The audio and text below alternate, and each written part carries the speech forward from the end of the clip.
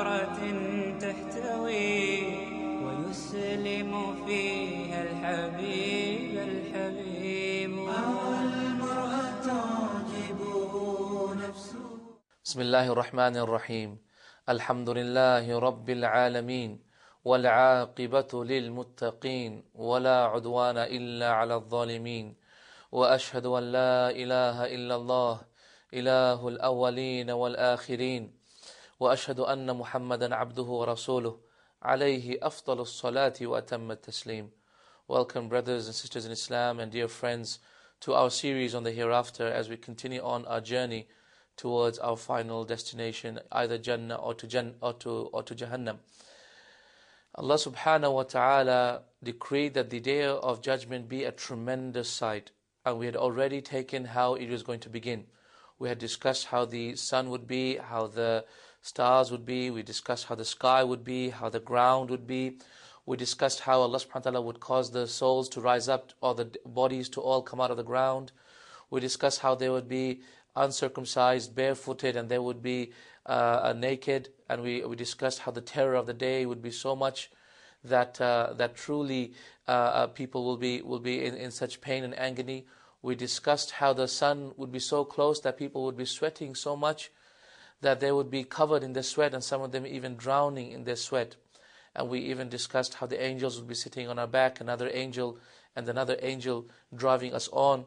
We also discussed how different people will come on and how they will look, how the person who died in the cause of Allah, he will look, how the person who died in Hajj, he will look, how the person of who was a sinner will look, how the person who took riba will look on the Day of Judgment. We spoke about how the people who are righteous will be given riding beasts on which to ride on, and they will not have to stand. And we spoke about how Allah subhanahu wa ta'ala will clothe them from the clothing of paradise. Now what we know, my beloved brothers and sisters in Islam, is that the first person who will be clothed on that day will be Ibrahim alayhi salatu wasalam, and thereafter it will be Rasulullah sallallahu alaihi wasallam. And of course the reason why Ibrahim alayhi salatu wasalam was the first person to be clothed was because he was a person who Allah subhanahu wa ta'ala had tested him by the people who wanted to throw him into the fire, and they had taken his clothes off and then tried to throw him into the fire to punish him without clothes. And at that point Allah subhanahu wa ta'ala wanted to actually honor him on the Day of Judgment, and as a result he would be the first person to be clothed on that day. My beloved brothers and sisters in Islam, let me describe to you the terror of that day, because now we come to our session today, which is a session on the intercession of Rasulullah sallallahu alaihi wasallam. Now at the beginning, once people have stood up and everyone has been risen up from their graves, people will be in a tremendous state. People will be in a tremendous state. There will be some of them, as you know, as I spoke to you about and told you about, they will be deaf, dumb and blind, and they will not know where to go. They will be hit by the angels, and they will run to the right and run to the left. And there will be others who will be in such agony and horror with the heat of that day and the thirst of that day and the amount of pain and torture on the day and just the unbearable screams of people when they know that they are headed for doom. When they will hear the lament of the people, the agony of the people. If you've seen, for example, have you just try and imagine an incident perhaps after the tsunami, you might have had a look, or perhaps when perhaps a bus crash, perhaps an earthquake, when all the dead bodies are put in front. And have you seen how sometimes the women go crazy and the relatives of the people are just in agony and pain, and they're screaming and they're moving about, and people are holding them back and they're screaming, oh, what's happening to them? What's happened to them? Why is this happening, etc. Just imagine, but this is all of mankind, billions if not trillions of people. Allah subhanahu wa ta'ala will raise up on that day, and they will all be in torture, and all be in pain, and all be in agony, and all be in horror, and all of them worried about what is going to happen to them, except for the few that Allah subhanahu wa ta'ala will give them happiness and nur and light and guidance on their face. Subhanallah, imagine creation in front of you, billions of people in agony and terror, billions of people, subhanallah, in this amazing horror that they are going to either enter into this tremendous fire or into this amazing Jannah. They are waiting for that day and they are running around about each other. And Allah subhanahu wa ta'ala says, on that day, people will be running towards each other and saying, please give me just one reward. They'll be running to the mom, to the mother and saying, my mother, please, my mother, you are my mother, I'm your child, remember? I'm your child, you're the one who gave birth to me. You're the one who cared for me. Please, just one reward. Give me just one reward, because that is the difference between Jannah and Nar for me. Just one reward. If I could know 1,000 people, I would go to all the thousands of people. Just one reward is all I ask for. Allah subhanahu wa ta'ala tells us in the Quran, and He says, فَإِذَا جَاءَتِ الصَّاخَّةِ when the tremendous day comes, the sakha, the terrible sound of that day comes, يَوْمَئِذٍ يَفِرُّ الْمَرْءُ مِنْ أَخِيهِ on that day, people will run away from their brother, وَأُمِّهِ وَأَبِيهِ and from his beloved mother, and from his beloved respected father. He will run away. Why is he running away? Allah subhanahu wa ta'ala thereafter He says, وَصَاحِبَتِهِ وَبَنِيهِ and he will also run away from his beloved wife and his spouse. The wife will run away from the husband run away from the wife, and his banih and his children, he will run away. Why is he running away? لِكُلِّ امْرِئٍ مِّنْهُمْ يَوْمَئِذٍ شَأْنٌ يُغْنِيهِ because on that day, there is a terrible, terrible thing on their minds. The terrible thing on their minds is their state that they're going to be for hereafter. They don't know where they're going to be. They don't know if they're going for hellfire or Jannah. Or perhaps they already know, because they know how much sins they have done. And as a result, they can see the punishment already upon them. They experience the punishment in the grave. Now is the real punishment that Allah subhanahu wa ta'ala had promised them. On that day, my brothers and sisters in Islam, الْأَخِلَّاءُ يَوْمَئِذٍ بَعْضُهُمْ لِبَعْضٍ عَدُوٌّ إِلَّا الْمُتَّقِينَ on that day, the beloved friends, those people you have taken as friends, and they are your beloved bosom buddies, and they are your best friends. On that day, they were like this, and now they will run away from each other. You will be enemies of one another on that day, except for muttaqeen, those who are righteous, those who are pious, those who are God-fearing. They are the ones on that day who will be brothers of one another. My beloved brothers and sisters in Islam, we will run away from each other if we are not friends. We will run away from each other if we are not God-fearing. We will run away from each other, and our friendship will not benefit us to the least extent. It will not benefit us if we do not become good practicing Muslims. SubhanAllah, on that day, my brothers and sisters in Islam, also that which has been reported is that people will rush towards others and grab their necks, and the disbelievers will rush towards the Muslims and say, why didn't you tell me? Why didn't you tell me? Why didn't you tell me about Islam? SubhanAllah, we should be telling our disbelieving people around us, those people who are disbelievers, we should be telling them about Islam, because they will be in terror, they will be in horror, and they will reproach us on the Day of Judgment saying, why did you not tell us? And if we were of those people who had told them and told them to fear Allah, then they cannot reproach us on that day. They cannot harm us, they cannot come near us. On that day we will be safe, inshallah, away from all the horrors, in the shade of Allah subhanahu wa ta'ala, inshallah ta'ala, in the shade of the throne of Allah subhanahu wa ta'ala, away from the horrors and the heat and the struggle and the pain and torture of that day. 50,000 years. 50,000 years is standing. Wallahi, we can't stand for a day and give a lecture. I have difficulty giving a lecture for one whole day standing, 10 hours standing, I have difficulty. Imagine standing for 50,000 years in this terror. As a result, people will be distraught. They cannot take it anymore. Just the standing without the fire, just the standing with the heat of the sun is enough for them. They just can't take it anymore. SubhanAllah. They know that what is going to come is worse. They know what is going to come is surely worse. However, they just can't take it. The situation, just the standing on the Day of Judgment is so severe, so serious, that they just cannot take it and says, yes, we know we're going to be punished, but we cannot stand the weight anymore. It is as if Allah subhanahu wa ta'ala tells us. We know that Allah subhanahu wa ta'ala tells us in the Quran, إِنَّهُ كَانَ ظَلُومًا جَهُولًا Verily mankind is ظَلُومًا, is a transgressing, jahul, ignorant. This is exactly what Allah subhanahu wa ta'ala says again and again to us. We are ignorant as a creation. We are hasty, as Allah says, وَخُلِقَ الْإِنسَانُ عَجُولًا Mankind was created hasty. And the same way the people, even though they know that what is about to come is going to be worse, even then, they say to Allah subhanahu wa ta'ala, oh Allah, bring it on, please bring it on. As a result, they'll be running to the left, running to the right, telling people, please tell Allah to start the accounting.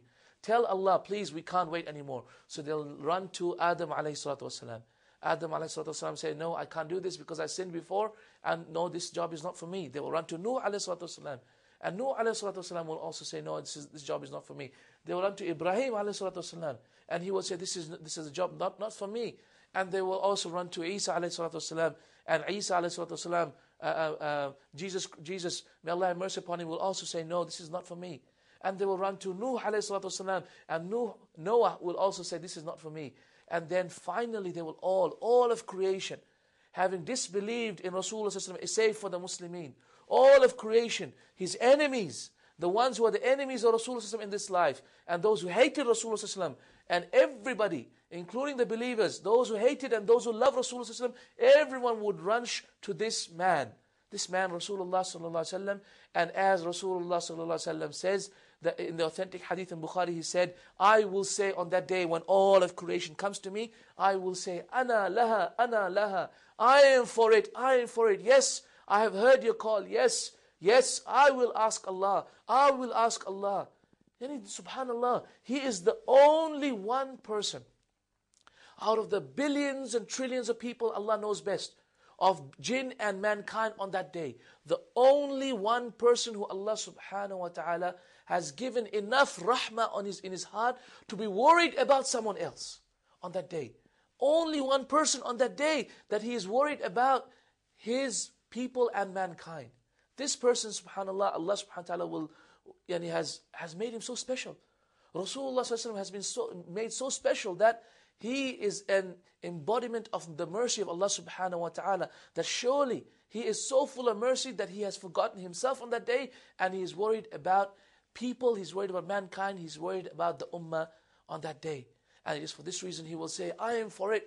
And at that point, he will then prostrate under the throne of Allah subhanahu wa ta'ala, and then Allah subhanahu wa ta'ala will teach him on that day to praise Allah subhanahu wa ta'ala with those words and those names of Allah subhanahu wa ta'ala that Allah has not revealed yet to any soul, to any creation at all. And after, as long as Allah wills for Muhammad sallallahu alaihi wasallam to prostrate, then Allah will ask him to get up and say, Ya Muhammad sal tu'ta, O Muhammad sallallahu alaihi wasallam, ask and you will be given, ishfa' tushaffa', you ask and intercede for anybody and your intercession will be accepted. At that point, Rasulullah sallallahu alaihi wasallam will ask Allah subhanahu wa ta'ala to start the intercession, to say, Ya Allah, please start the accounting. And at that point, he will also say, Ya Allah, O Allah, ummati, my ummah. Subhanallah. Brothers and sisters in Islam, we have a very important question that I want to ask you today. A very, very important question that I want to ask you today. And that is, how much do you love Rasulullah sallallahu alaihi wasallam? How much do you truly love Rasulullah sallallahu alaihi wasallam? How much did Rasulullah sallallahu alaihi wasallam love you? Let's answer this question first. How much did he love you? Well, Allah subhanahu wa ta'ala tells us in the beautiful Quran, He says, لَقَدْ جَاءَكُمْ رَسُولٌ مِّنْ أَنفُسِكُمْ. Verily, a honorable messenger has come from yourselves. عَزِيزٌ عَلَيْهِ مَا عَنِتُّمْ. It is severely difficult on him that you should come to any difficulty or come to any harm. Harisun alaykum. He is always working and striving for your good. He has always been working and striving for that which is best for you. Bil mu'minina ra'uf rahim. Verily with the believers, He is most generous, most forgiving, most merciful, as much as a creation could be. Obviously not to the level of Allah subhanahu wa ta'ala, but to the level that a creation could ever be. Meaning He is the perfect embodiment of mercy to creation that a creation could ever be to creation.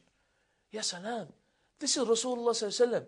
This is how he was. Someone who loved us so much. Someone who loved us more than our own parents. So therefore, how can we not love him?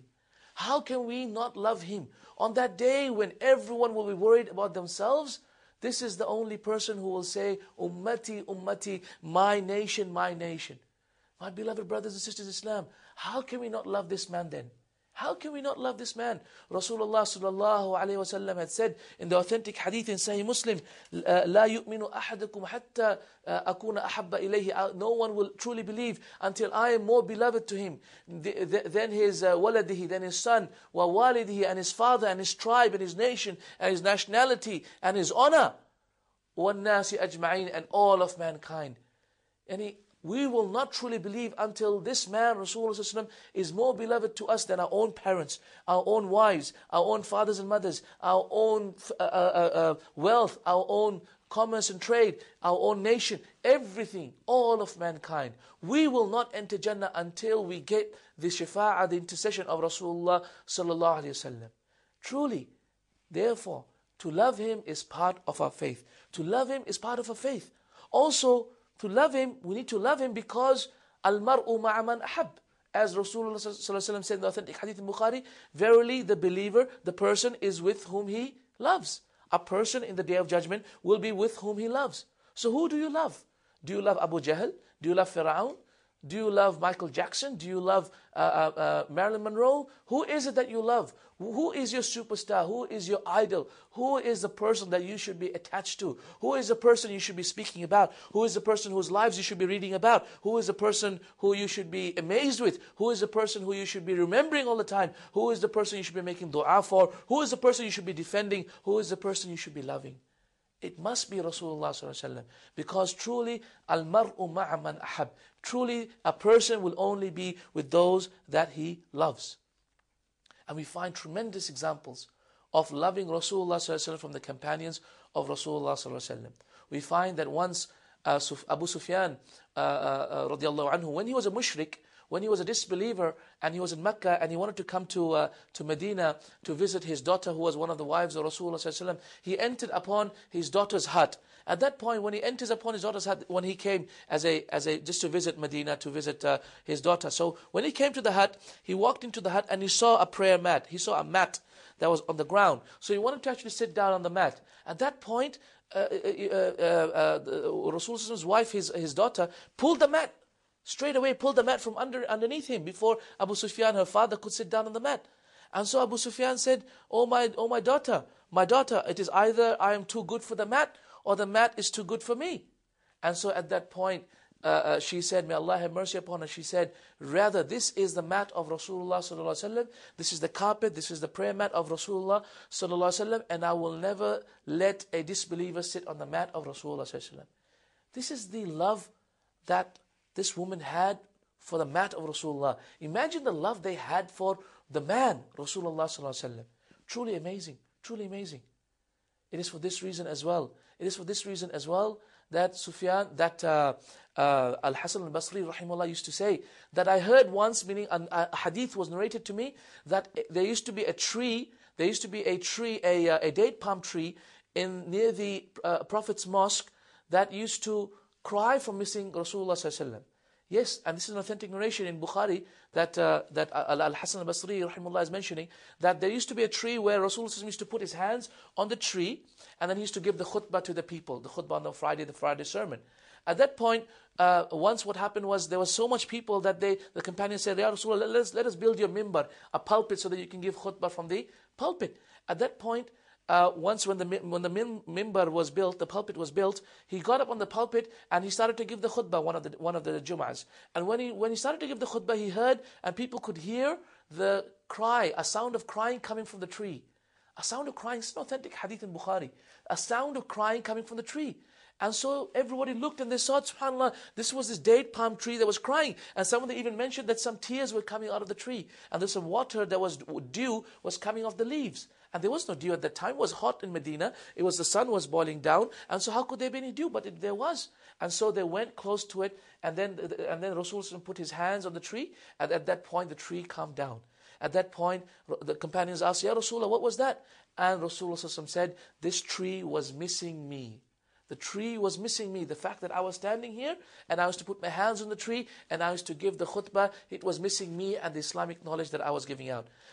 This is why Al-Hasan al-Basri rahimahullah says, and he continues and he said, Wallahi, if a object that does not have a soul, a tree is not considered to have a soul in Islam, if an object such as a tree can cry out of loving Rasulullah sallallahu alaihi wasallam, are not a people who say that Rasulullah sallallahu alaihi wasallam is their final messenger, who say that they love Rasulullah sallallahu alaihi wasallam more than their own parents, are they not more worthy of crying out of the love of Rasulullah sallallahu alaihi wasallam?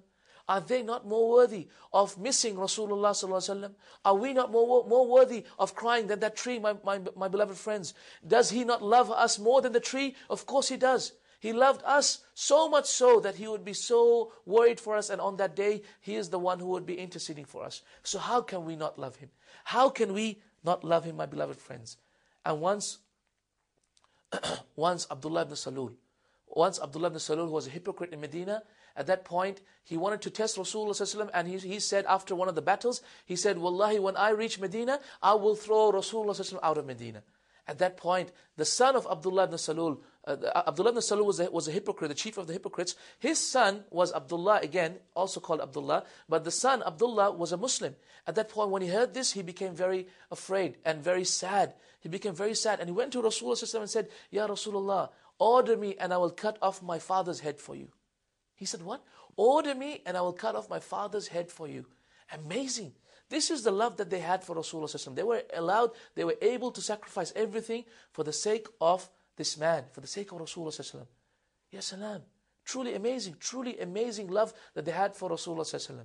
Also once in the battle of Uhud, there was a woman from Banu Dinar who had lost her father, her brother, her husband, and her sons in that battle. Every male member of her family had died in the battle of Uhud.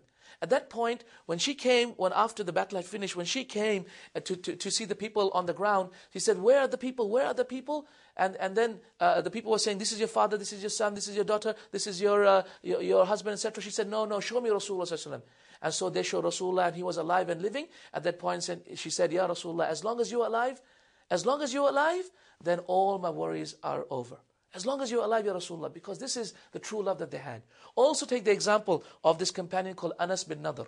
Anas bin Nadr could not join the battle of Badr when the battle of Badr was going on. So he promised to Allah and he made an oath that Wallahi, when the next battle comes, I will show you, Allah, the truthful iman that I have in my heart. So in that battle, once the battle had started, the battle of Uhud, as we know, the Muslims began to lose. When the Muslims began to lose, the non-Muslims started to say that Muhammad had died. Muhammad ﷺ had died.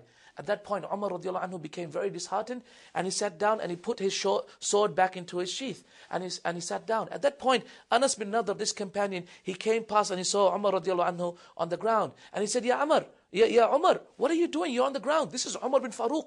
Umar al-Faruq, this is the second Khalifa of Islam, sitting down on the ground, the one the shaitan is afraid of, subhanAllah, on the ground. And he said, Ya Umar, what are you doing? And at that time Umar said, Oh Anas, haven't you heard that indeed Rasulullah had died?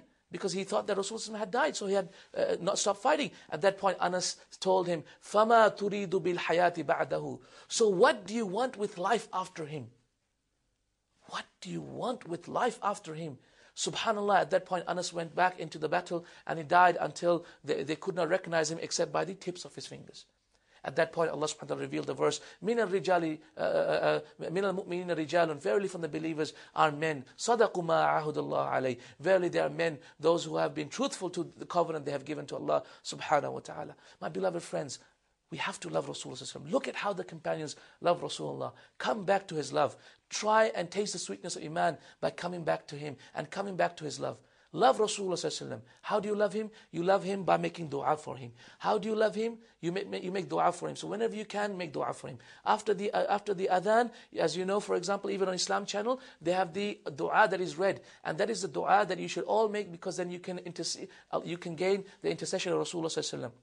So pay attention and make dua for him as much as you can. Defend him when his honor is being rejected.